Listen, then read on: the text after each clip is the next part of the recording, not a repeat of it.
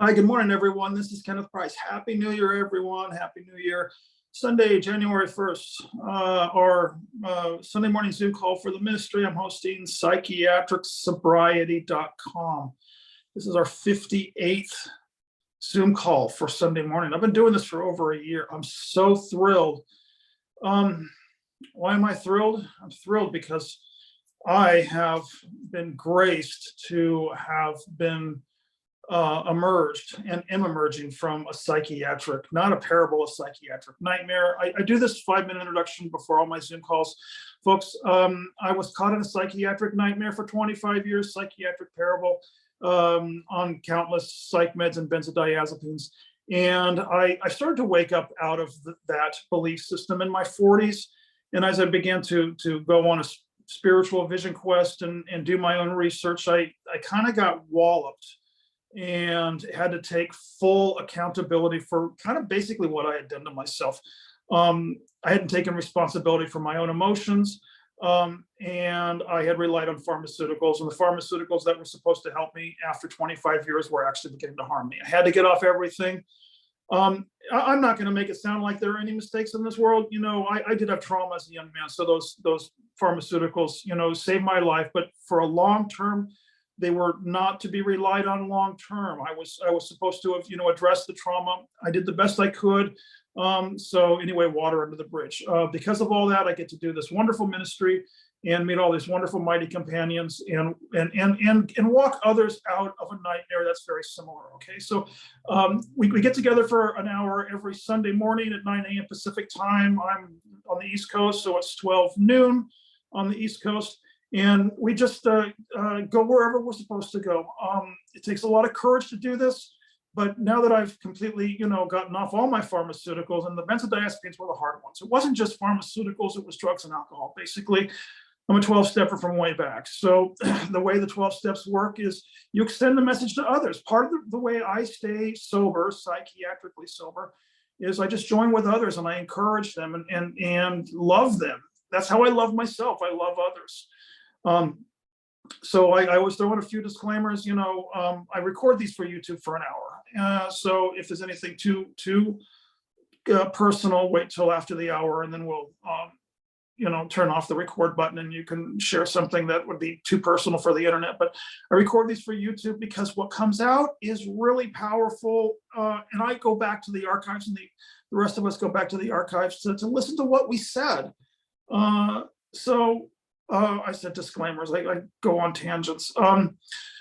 A few disclaimers to keep myself out of trouble, you know, for harm reduction, and basically, I'm here to be helpful. I'm not here to harm. So we're not here to tell you there's something wrong with psychiatry. We're not here to tell anybody to get off their psych meds. We're only here to share experience, strength, and hope of the mirror of what, you know, I have to offer, what I discover through mine, and that's how I can perform service. So that's basically it in a nutshell. I say the healer's prayer every time before beginning this because it is a ministry.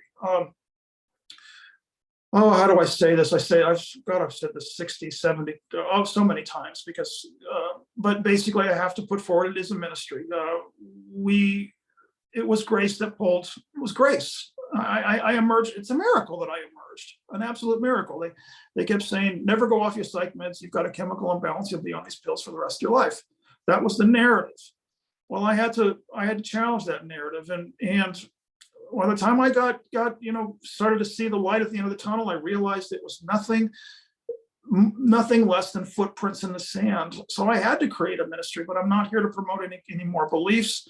I'm a Course in Miracles student, so if anything, we're here to unwind our beliefs. All right, so I don't have it in front of me, so let me see if I can quote the healer's prayer by heart.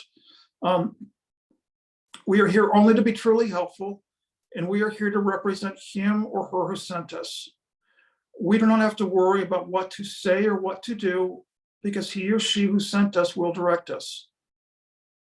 We are content to be wherever he or she wishes, knowing he or she goes there with us, and we will be healed as we let others teach him or her or us how to heal. There, I didn't need to read it this time. I finally got it memorized. That's the healer's prayer from the Course in Miracles. All right, Chris, buddy, what's going on? Happy New Year. Yeah, happy New Year, Kenneth. Look at us, just me and you, man. This is good. I don't think I'd this love has to get ever happened. yeah, I'd love to just do a 1 hour with you. That's awesome. Yeah. No, man, like yeah, like we were kind of talking about before the meeting started, like it was a tough week, the holidays. They bring up a lot. Um, I've been thinking about what it's brought up for me and kind of trying to figure out like how best to deal with that. And really, I can talk about all my symptoms and all this stuff. I'm getting to a very low dose of Paxil these days after almost coming up on 25 years. And but I think what it all boils down to, and you kind of said something about this just now, Kenneth, is like it's avoiding. The longer you're on these pills, at some point it just becomes you're avoiding emotions, you're avoiding life. I think in a way I was like almost avoiding, I don't know, time. Like I was just so afraid of accepting life and what it is and the emotions that come with it and the good and bad, that I just kind of plugged my ears and closed my eyes for like 25 years. And now I'm slowly like pulling my fingers on my ears and opening up my eyes, and it's like, everything's too loud, everything is too bright. I went with my wife to see a play the other night, and I spent half the play with my eyes closed because I literally was just too much. But I think it all speaks to this like avoidance, and behind avoidance for me is fear. I'm just so afraid. And, I'm just trying to just accept that, like just accept the fear, because I think what I'm also learning is like the longer the fear is there, and I'm so afraid of this thing, and and you stay in that state, and eventually it actually gets me angry. I start to get angry that I'm so afraid. Lately these days, because my anxiety is it's just ramped up. I'll go to bed with existential dread and worry and everyone's gonna die, these horrible thoughts. And then I wake up and I'm thinking the same thing in the morning. And it starts to get me angry, because I start to see the loop, the pattern, and the repetition. And it's like, my God, I've been dealing with this my whole life. And I think a lot of us have been. And so it begs this question of like, what's next? What do you do with it? I'm trying to accept it. I'm trying to look at whatever that big, scary thing is and just go, bring it on, motherfucker, Just I'm so tired of being afraid. Buddy, I just want to support you 110%.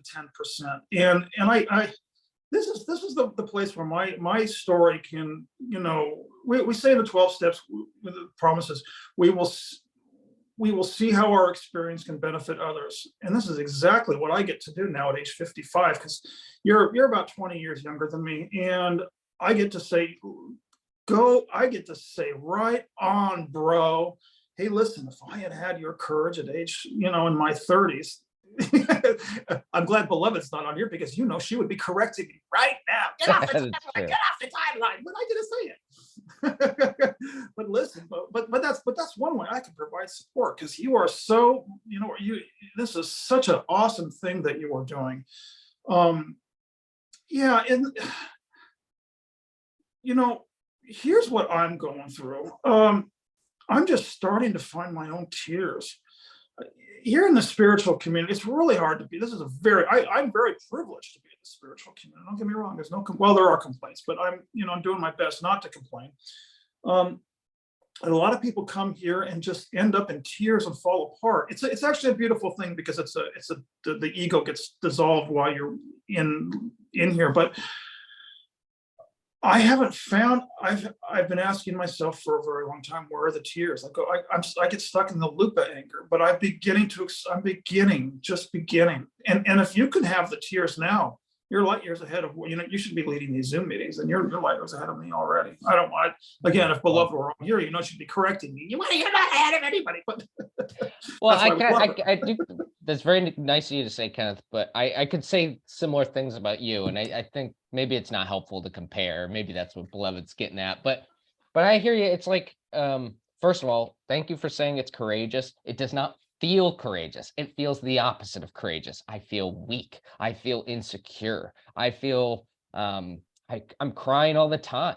And so thank you for that. But yeah, I do. I also think that crying is um a sign of progress. It means you're, if this is a process of reconnecting, um, then you're plugging back in, and everything we've been sweeping under the rug, or it's like those old cartoons, or someone's coming over unexpectedly, and Porky Pig or whoever just brushes everything into the closet, and then the guest comes in and says, where do I put my coat? And they open up the closet, and everything falls out. I think that's what the tears kind of represent. It's like debt. It's like emotional debt that you're now bubbling up, and you're paying off and feeling. And but man, yeah, it doesn't feel courageous. I've wrestled with that a lot lately, and I think I maybe have my own like insecurities and fears around like masculinity, because I just have this negative self-talk throughout this whole process of how weak I am, how not manly I am. I'm like, where does all this shit come from? It's so not helpful. And it kind of promotes me to stay bottled up. I think a lot of us were raised to keep that unpleasant stuff, keep it under the rug, keep it in the closet. And this is a process of like going through all that, trying to just take it as it is and go, wow, I got all that shit under this rug. Okay, I'm gonna start sorting it out, one item at a time. I love when you share, Chris. That's why Beloved and I, have found the Course in Miracles, because I need an explanation. Where's all this negative self-talk coming from? Where is all of this? And it was, I could just say it's the ego, but I don't think that would be very clear for anyone. I began to see that it was coming up because I was awakening. It wasn't coming up because something was going. This is a huge paradigm shift, and we have been raised to believe that we can resist it. We should push it away. It goes back to the Christians. I don't want to fault that, but the fundamentalist Christian interpretation of biblical teachings was saying resist Satan. We're aware now that it's simply the ego's voice fighting for survival. What's going on in this community, what's going on in your parable, what's going on in my parable, is the ego is dying. And you said that it doesn't feel courageous. My role is to mirror back to you. It is courageous. That's the only purpose we have, is to let this ego die its natural death, because I'm here to assure you what's underneath is 10,000 times more powerful. I'm going through it too. I'm going through ego death too. And it does not feel at all spiritual. That's why they have the spiritual community. They're doing the best they can to create a container so the ego can die in ways that don't send people to psychiatry, don't send people to drugs, because historically when a person's ego started to die, they'd go to drugs, alcohol, pharmaceuticals. And if I have any purpose in this world, it's to create, hold a container while someone goes through this beautiful birth process. No, it doesn't feel courageous. We feel like we're falling apart. There does come a moment when it's kind of like I was talking to my friend on the phone yesterday. I've talked about him before. My friend Dale's in prison, he was my spiritual teacher for a half hour on the phone yesterday. He said exactly how the process works. They've taken away all of his liberties. They've taken away all of his privacy. They've taken it all away. And here he's counseling me from prison for a half hour on the phone. That's what comes out of this when we get stripped of all this. I mean, this is, this goes way outside the box of the pharmaceutical discussion. Yeah, it does. I have the emotional debt is a belief that I carry too. Part of the reason I'm here is I want to address that. I know that can't be true. An emotional debt. That's got to be another way the ego wants to put this into some sort of box. Yeah. I'm getting the sense that's not. I think that's a holdover from this, punitive belief in sin. We've done something wrong, so we got to pay the price. Mm-hmm. That's not turning out to be true in my story, although it's a very sticky belief. It goes back to the belief in sin. Yeah, that makes sense. And I think you're right. Like,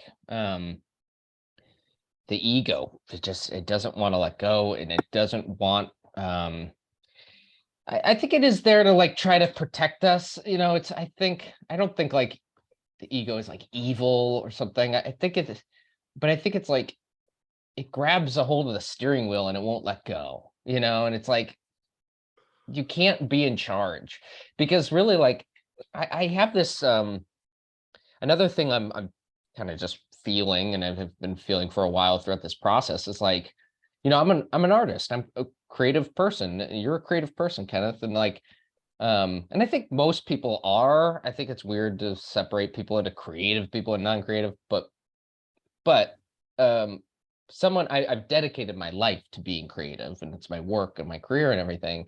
And I feel just throughout my life, and especially during this tapering process, I feel this like restriction. Like, an artist wants to express themselves. I want to express myself I want to be true to myself. And I want to be able to like perform. I want to feel confident. I want to put myself out there. And oh my God, the pushback I feel internally. No one around me is telling me to not do these things. I have a very supportive network, and I self-censor, and I shut myself down, and I don't even share a lot of the work I'm doing. And I think that's all ego too. It's just like this fear. And I don't know if it's like a fear of not being seen, but lately I had this thought where it always seems so simple, where when people are talking about authenticity, like, just be yourself, and maybe you're afraid to let people know the true you. Part of the thing I've been struggling with is like, I don't really know who the true me is, and so I'm a little hesitant to let out that authenticity, because is that real? Is that me? Or and it goes back into just that fear cycle again. You know why I like to record these, Chris? Your awakening is going on film. Well, it's not film anymore, but I had someone, 15. Hi, Jody. We'll get you a second. I had somebody 15 years ago who said to me, as I was coming off the K, she said, "Are you documenting your awakening?"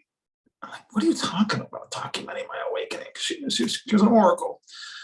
We didn't have, Zoom 15 years ago. We do now. And Chris, I'm so glad, I can say that. I don't know what I've got so much to say about what you just shared. I get to witness your awakening. Jody gets to witness. This is an awakening. I'm sorry. I'm even going to put it into one box. And then, I'm so glad Jody showed up. But I wrote down a note. The ego is here to protect us. Oh my God, that's been the humanity's discussion for thousands of years. I don't have thousands of years. Jody, good morning. Happy New Year, Jody. How are you? Hey, Jody. Well, I'm so happy to walk in on the tail end of that, so I get to celebrate with you, Chris. It's just so beautiful to watch somebody else wake up and emerge and come into their true power. So thank you for that gift. Wow. No, thank Okay. you guys. That's why I love this group, because I was just telling Kenneth, it doesn't feel like, I don't feel confident and courageous and like I'm waking up, but thank you. Thank you. Well, this is why we need community and why we need people surrounding us, because we can't see ourselves. We can't see our weaknesses and we can't see our strengths in the same way that others can. And so I really believe that a loving community, whether it's your friends, your families, people you meet online, like-minded individuals, we need each other to reflect that, because we can't see it.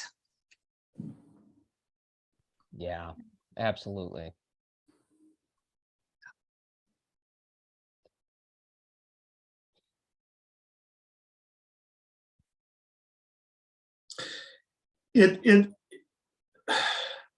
I'm doing a remodel job here. I keep sharing about it, and it's very hard for me to ask just for that. But when I join with the construct, I don't know what his title is. I guess he's the construction overseer. He's in Utah. I'm in Cincinnati. But I said, buddy, can you give me some encouragement here? We're supposed to be deep into all these metaphysical teachings. Can we just back out? And can you give me an attaboy? And he was all right with that. Some of the members here won't do that, So I don't know, but that's exactly what I needed. So you're right, Jody. I've had on my journey, because I obviously if since I got on all those pills when I was so young, I home life, this is the kind of stuff that I guess parents were supposed to do for their kids, but I don't know any parent that ever could. But that doesn't matter. As I go through my emergence, I am being reparented by my friends and my community. This is parenting. I can't, maybe that's another word for it. But I don't, maybe it's not used because we don't want to disregard our own parents who were lacking their parenting. Maybe that's what we're doing for one another in community. And sometimes parents have to sometimes they have to push, sometimes they have to embrace. I've not been a parent, so I don't know, what all entails, but I would imagine it's got to be a full-time job based on the intuition, because that's what friends are for. Is that what friends are for? I know I call people all the time, and I've shared this for the last year. I'm always calling. I got a call scheduled for this evening after 5. To my mighty companion in Mexico. But you know what? They've always. It takes vulnerability to call and ask for help, but 90 to 95% of the time, people want to hear from me. It's actually become how I've connect. I've not really been able to connect socially. Some men want to date. What do you do? What's your history? What are your likes? What are your dislikes? The true intimacy in my story has come from, I'm really frightened and scared. Can you hold some space for me? Getting raw and vulnerable. Oh my God, the amount of intimacy that comes, from these relationships. It's a beautiful thing. It's why I call it psychiatric sobriety, because even as a very young man, someday I got to reconnect with her. My very first sponsor in Al-Anon, it was 1989, and I would go to college with a handful of quarters in my pocket. In between classes, I would just stick it in the phone booth. Help! I was having meltdowns. As a 21-year-old, she was always there, learning how to ask for help. It was so difficult, but facing that fear. And you're right, Chris. It felt nothing like courage. Looking back in hindsight, that's the amazing thing that I get to share. Is like, once I got to the top of the mountain, don't think I'm there all the time. I got there just once, but I looked back and I saw the parable of that young man. And that's what brought tears to my eyes. The parable of that young man who was doing the best he could. Same for Jody, same for Chris. All of us, we were doing the best we could. I just pray that all of us can look back and have compassion for ourselves on our own journey.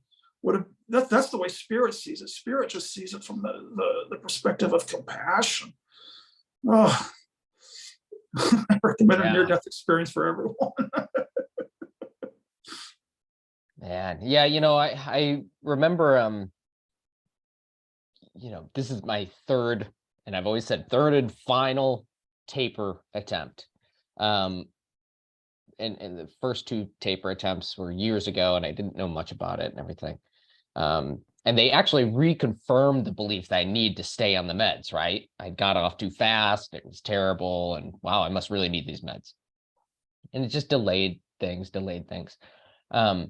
So now as I'm coming off, a specific fear I want to share that's come up a lot, has been this kind of sudden panic that that I am like the age I am, that like that.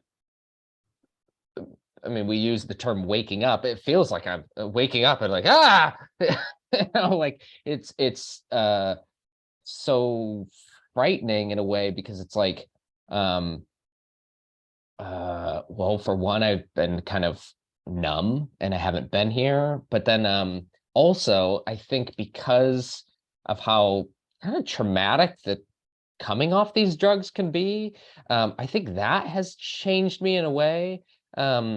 Like when I was at the start of this taper attempt and doing all my research, I came across a lot of stories where people would talk about their tapering experience. Even though it was successful, it in itself was traumatic. And I didn't quite get it at the time. And now, after I'm like 20 months in or so of tapering, it feels traumatic, because you're like stuck in this state of withdrawal for so long, and you kind of forget what it feels like. And you have these little windows and waves and everything. But yeah, I've just had this, sorry, I kind of forgot my point, but I've just had this panic, and oh, and I think what's come out of that, the reason I think I'm realizing, oh wow, maybe my tapering has also kind of caused some trauma that's maybe causing some harmful false beliefs, is now that I'm waking up, I'm seeing all these people in my life and all this, and it's almost like I've seen stuff that they haven't seen, and it makes me more panicked. It's like, oh my God, these people don't even know, like, how, like, the weird places your mind can go. All of this is probably a false belief, because who the hell I don't know what other people know and what they don't know. And it's funny, I always lately, when my mind does this and spurts out a bunch of beliefs and fears, I think of Beloved. Actually, Beloved told me a number of weeks ago, she's like, you don't know anything. Well, I mean, the ultimate metaphysical sense, but I hope she but I said it love that. nicely. But it's so true. It's like, because it's been very helpful, actually. That's been like a mantra of mine lately, because I'll say these things like, what did I say earlier, Kenneth? That the ego is trying to help you, like all these things. But it's like, wait a second, do I even know that to be true? It's been a helpful way to kind of calm some of the fears that come up, because at the end of the day, it's just fear and panic is what I've been feeling so much of. The specifics don't even really, do they matter? That's a good question. Do the specifics matter? Whenever I feel a feeling, it is unconscious. I just grab onto a story. There must be a story for this feeling. I still have moments where I say, I must be schizophrenic. I must be. And then I create the story. Well, look at my father's behavior, look at my cousin's behavior. There must be something. Part of living here is they're not going to buy it here. I can't even bring that up. I got to take full responsibility for all my, schizophrenia is being suspicious. Others are out to get you. I think that's what mine is I live with a great deal of suspicion. And if I were to put a psychiatric label on it, then it would take me in that direction. But when I live here, they say, no, that's your ego, and and they'll provide all the tools here and all the resources, but they say, it's your ego, kiddo. no fault, no blame, but let's start to work on the ego. And that's how I've used the word responsibility. I've used the word work, and that's what my work looks like. And that's why I'm going to talk to my mighty companion this evening at 5, and why I've got a meeting, another meeting at 4, to go over my daily activities here, to address. And it's hard because one of the things I've got coming up here, Chris, they're called attack thoughts from the Course in Miracles. I've got to address, okay, I'm going to say it on YouTube, say it for the whole, world, but, I'm only as sick as my secrets. I've got violent thoughts. My fear runs that deep. And my mental illness was my mom saw those I was getting beat up, but she saw those violent thoughts, frightened her, did the best thing a young woman could do, and she said, stuff them down. That's why the mental illness, when it's all coming up, it is courageous. It's all coming up for all of us. One of the things joining with my mighty companion in prison yesterday was, he's in prison for murder. He actually acted on his violent thoughts. He said to me, Kenneth, I wish I could have recorded the call. He explained what was going on. He explained it all. He explained it to me. He said, you really believe that's who you are. He said, you believe you are those thoughts. That's the problem. He said, those are just thoughts. He said, that's not who you. No, I could hear it from him. I've had spiritual teachers, you're the Christ, you're the Christ, when they're screaming at him in my face, it's like, I say, that's nice to know, but it's not helpful. But this man explained it to me. He said, yeah, but to hear it from somebody who had violent thoughts, who acted on violent thoughts and got a 20-year sentence, to hear him explain it to me, I could hear it. And we had the most beautiful joining for a half hour yesterday. It's kind of like that quote. I'll go back to it every time. To be well adjusted to a profoundly sick society is not a sign of mental health from Krishnamurti. Chris, we're actually the healthy ones. Most people have violent thoughts, but they're so far buried in the subconscious that they can put the mask on and the mask can work. But maybe this is the first time I didn't know you were an artist, but that explains a lot. People who are artistic they're tapping into source, and this is part of ours, what ours looks like. It's very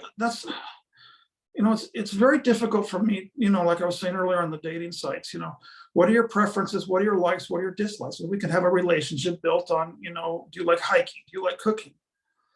No, that's not where relationships come from. Those are just preferences. Relationship comes up, when I told this man, I said, either I'm going to extend love onto you or I'm going to project my shadow onto you. Those are the only 2 things I'm going to do. And if I get to extend my love to you, that will be wonderful. If I'm projecting my shadow onto you, that will be my responsibilities. And and through that, we're going to, it's called agape love. I've gone on a couple different tangents, but mostly I think what I'm archiving for the internet is, those violent thoughts, have been categorized in the DSM under my mental illness. And now at 55, I get, what I also want to archive is that, as I said yes to facing them, which is exactly what you're doing. You're saying yes to facing it all, like life on life's terms.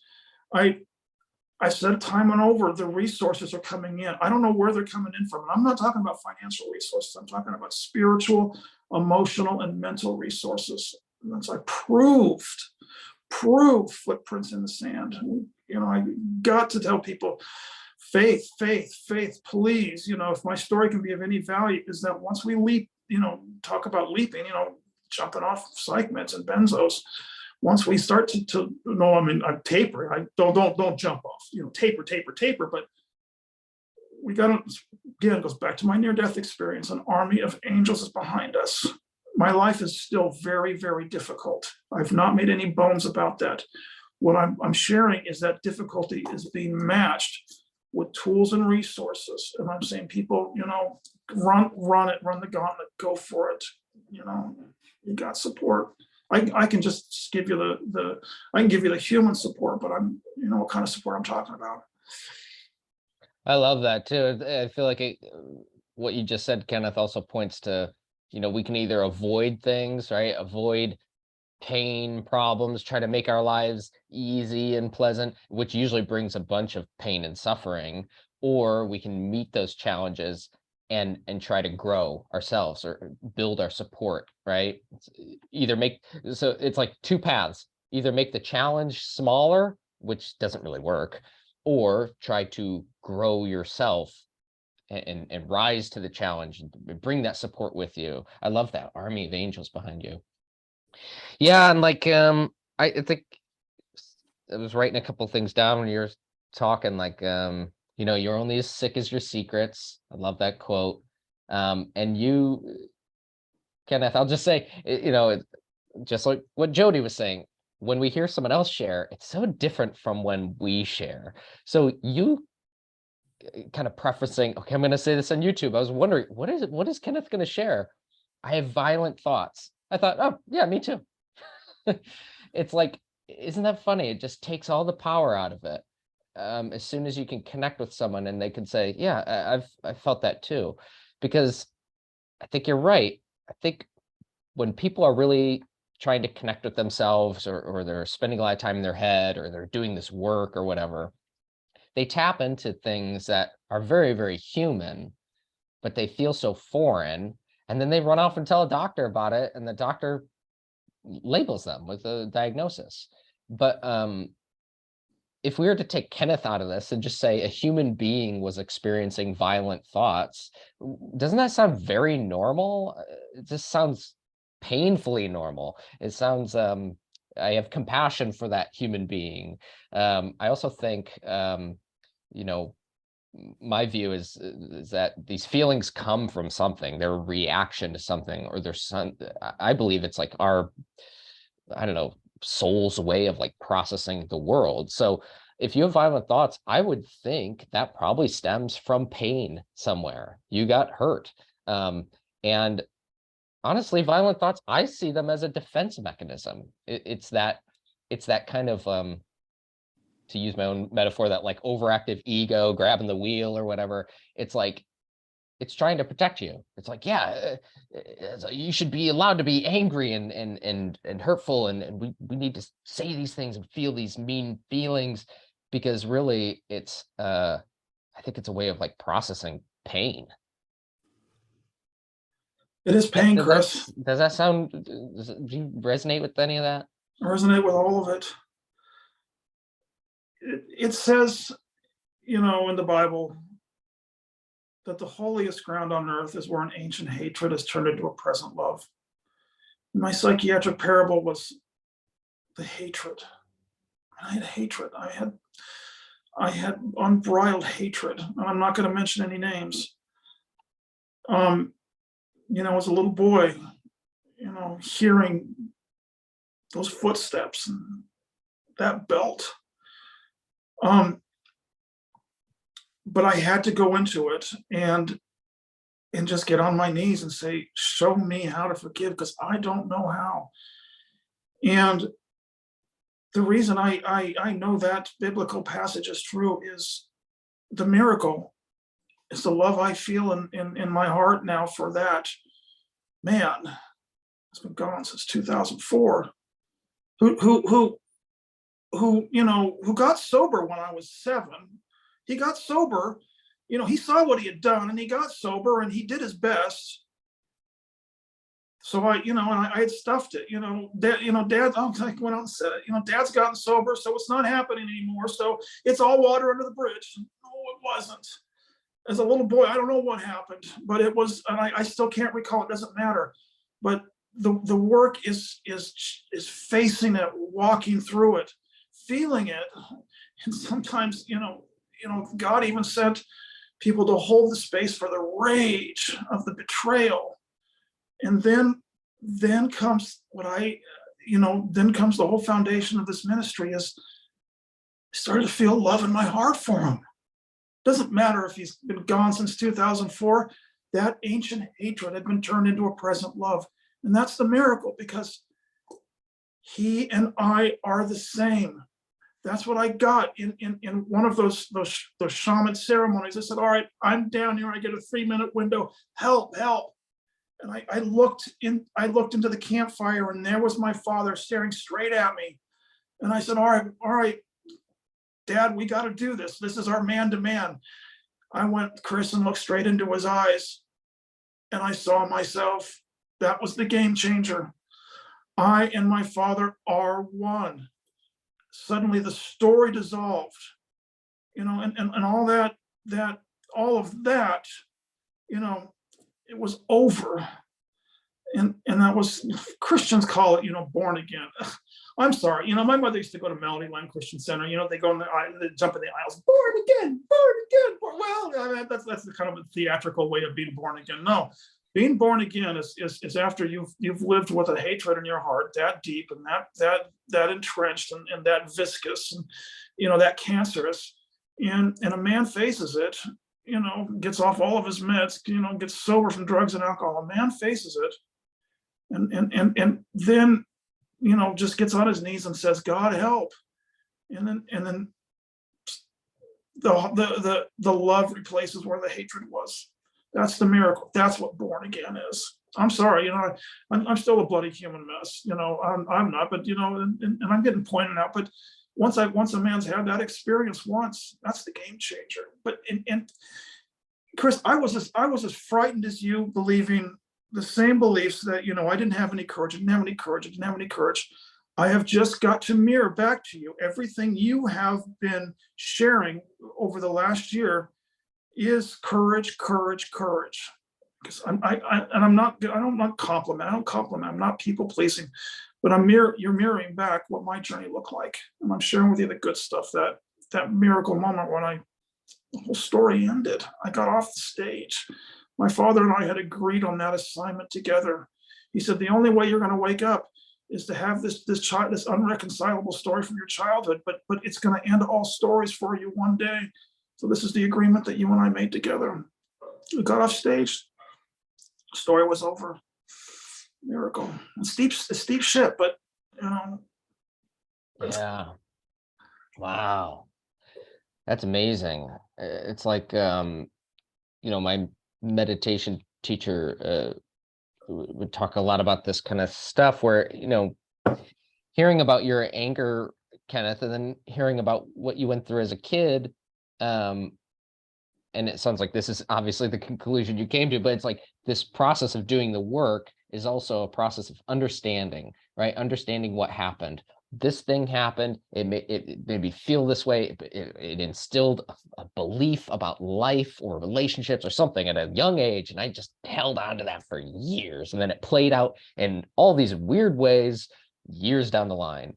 And then we start doing this work, and we start to gain understanding, and I think from that understanding, you can gain compassion for that little boy, for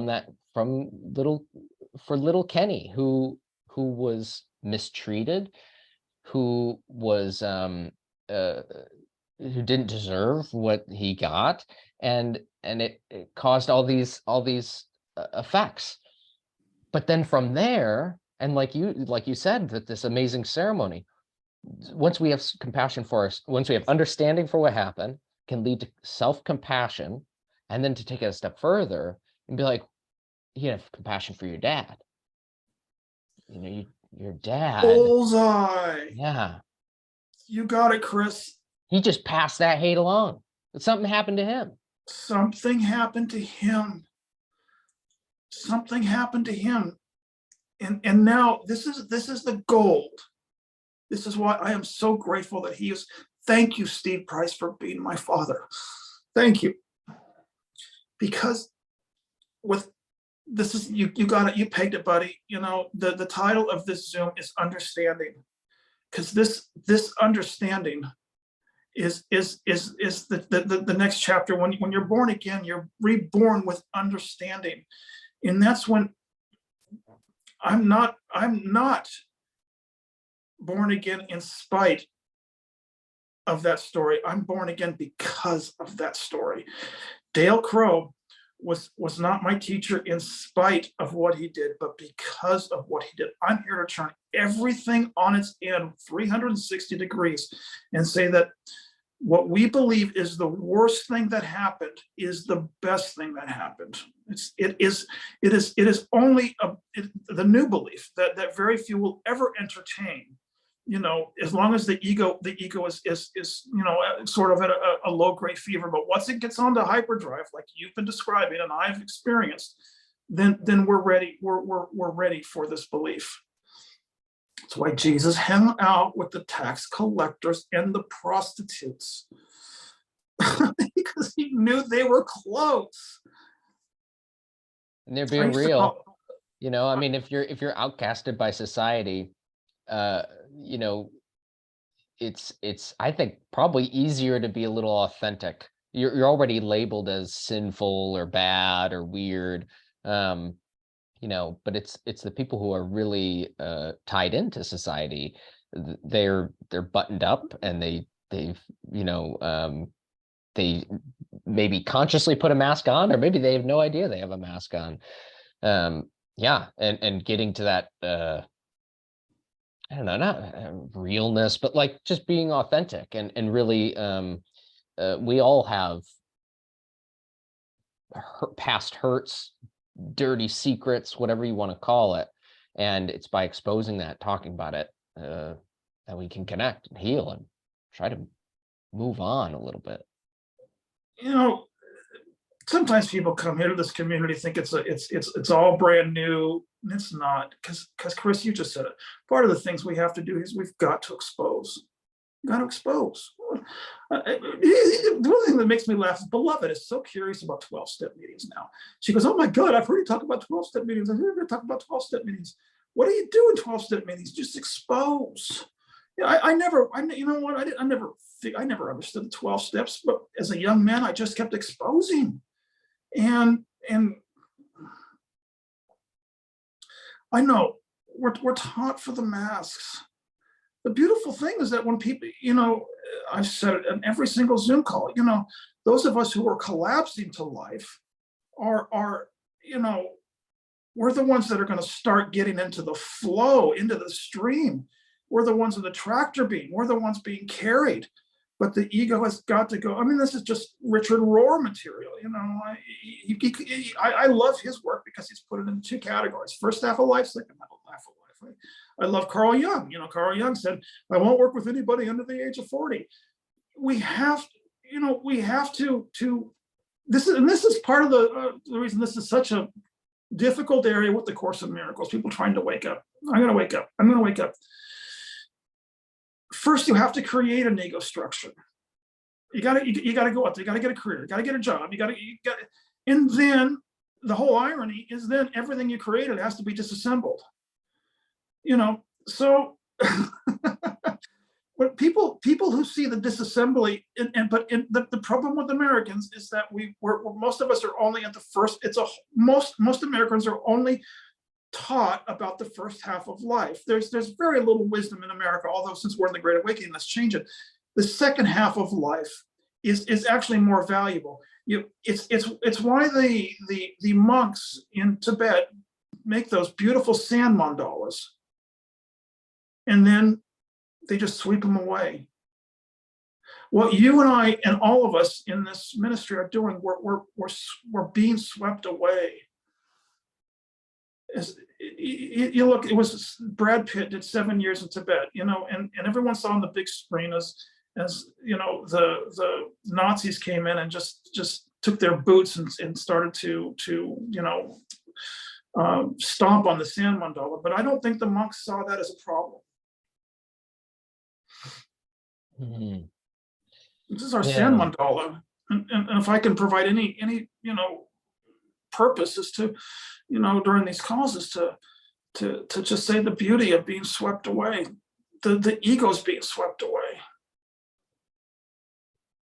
Yeah, I've definitely felt that throughout this process of periods of really not wanting people to know what's happening to me, and then swinging the other way and not caring at all.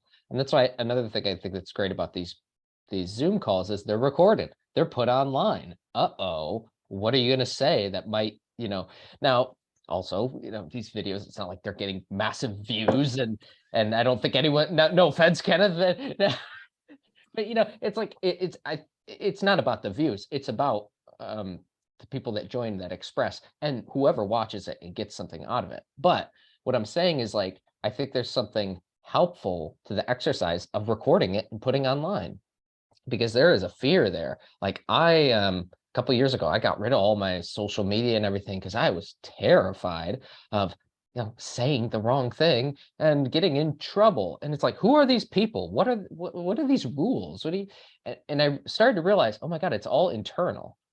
Yes, there are things you could get yourself into trouble online and stuff. You could say things that people will get upset. But really, the policing comes from within. I was self-policing. And so this gives me an opportunity to just kind of be recorded and speak my truth, whatever you want to call it, at the risk of someone finding it and using it against me. Talk about paranoia, right? Suspicion. And going back to what you said, Kenneth, what I've found is that one-on-one, when you share with someone, when you're vulnerable, and when you say, this is what I'm really going through, they go, and you're sure in your mind that their response is going to be, you're sick, or you're a freak, or you need to be locked up, or whatever, or maybe they'll just never call you back again. No, normally it's like you said, Kenneth. Most of the time people go, yeah, me too, that's hard, and we come together. The scary thing is, I will say this, sometimes when people get together, there's something about a group that when you share to a group, those individuals in the group might, if they were on one-on-one terms with you, they might totally relate. But as a group, there's a fear. And oftentimes that group does, jump on someone who is being vulnerable or speaking their truth. And people do, they lose their jobs and this and that. But man, I've gotten to a place where I am on that razor's edge of, like, I just don't really care. And it's not a destructive not caring. It's like I'm tired, I'm exhausted, and I've learned a lot. And I don't want to be afraid of someone else I don't know, taking something away from me or disciplining me in some way because of something I've said that is just honest to me. So I just want to work on being honest and kind of discovering who I am and peeling back those layers. And if someone is upset about that, then okay. But I don't even think, I think a lot of that is fierce. I think they're just a lot of self-policed, weird beliefs that don't really hold much weight in the real world. My family, coming from Orange County in the 1950s, what will the neighbors think? That was all of America. What will the neighbors think? We're the generation that's realizing there are no neighbors. I always used to laugh. I started, I don't know, I mean, I had all these wisdom trite sayings in my youth, but now they're really being put to use. I always used to laugh. The time to worry is when they stop talking about us.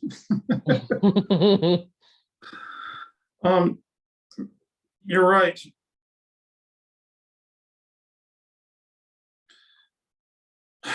I guess it all comes down to, who we are. That was the tagline that started this whole ministry back. Just like August of 2020. Yeah, August of 2020, 21 or 20, I can't remember. But anyway, I said, who you are cannot be damaged. And what Dale was trying to tell me on the phone, he said, Kenneth, you're the one watching the man having the schizophrenia. You're the one watching the man who's having the anxiety. He said, you're the one watching. He said, and all these wisdom, that's why I just crave, Muji and my teacher, David. And now I'm hearing it straight from Dale. Who we are is the one that's watching all of this. Yeah, and who are our heroes? It's usually the people who have somehow overcome that, or have somehow I don't think anyone's immune to a lot of these feelings, but but it's the people who are courageous, and they somehow move forward or express themselves or do something despite those feelings, not because I don't believe it's because they don't have those feelings. um I think about all the artists I admire, and performers and musicians, and they're so expressive. They there's a fearlessness there. Comedians, and yeah, and I think a false belief that can come out of that is, oh, those people are different. Those people don't have the same struggles I have. And I think we can get ourselves in a lot of trouble thinking that way. Um, I'd rather believe that most of these fears are very normal. It's part of the human experience. And it's the response we have to those feelings that we can train like a muscle, and we can strengthen, mind training, and putting ourselves out there. But like a big fear of mine is not allowing myself in this lifetime to fully realize my potential as a creative person. I really want that. I think it's a tragedy to have creative energy tamped down by fear. That's a tragedy. And I don't want that in my life. I had to pursue all of my art. I had a life coach in San Diego 20, Earl Storm, used to have a slogan, "Where is your art, damn it?" What was it, something you said? You said a lot of things. Creativity. People have never understood, they see that I have all these skills in construction and architecture and engineering, and they don't understand is that it's actually art. And it will only happen in an environment of flow. This is the reason I have never made, with all these skills, shouldn't I be a millionaire? No, because Spirit said, I gave you these skills and abilities for a purpose, and that's not to make money. It's just part of your service and part of your healing, and part of your extension. I once had I had someone work for me once, but it wasn't about the work. The man and I were supposed to develop a healing relationship, and he just had, he was young, and he had a lot of health and a lot of agility. So he was great, at hauling 2x4s. He was great at climbing on ladders, and great with the tools. So, but while we were, building the structure, what was going on between us, he had been abused as a child, and he just needed someone to say, "You're all right. You got it inside of you. I trust you, and I honor you." By the way, we did a badass, job together. We're coming on about 58 minutes. So, Chris, I was in a pretty, I got to share with you one last miracle. I was in a pretty difficult place, this morning, but I swear to God, Spirit spoke through both of us, because I was fully present for this hour. And I don't know where it came from, because I've been stressed out all morning, nothing bad. I just got a lot of, responsibilities around the job. So I just want to thank you for showing up. You were my morning miracle and my New Year's miracle. Folks, this is Kenneth Price, and I joined with Chris for the last hour on our Sunday morning Zoom call for the ministry I'm hosting, psychiatricsobriety.com. You're watching this on YouTube, but as Chris and I both know, we only get about 30 views per video, but that's the point. But That's not shade. I'm not throwing shade there. And I know it's true. I've looked. I looked, only 30 views. Oh well, I got about 3, but I don't care. I think it's great. I mean, if it means 30 people watched it and got something out of it, honestly, that's what I believe. But I just want to say, I know you're wrapping up, Kenneth. I just want to say thank you for saying that bit, and it goes both ways. I've also been struggling this week, I really appreciate this, and I appreciate talking with you. Thank you. Right back at you, buddy. All right. So if you're watching this on YouTube, which I don't know if anybody ever does, but leave your comments below, and may the force be with you. God bless. See you next week. Bye.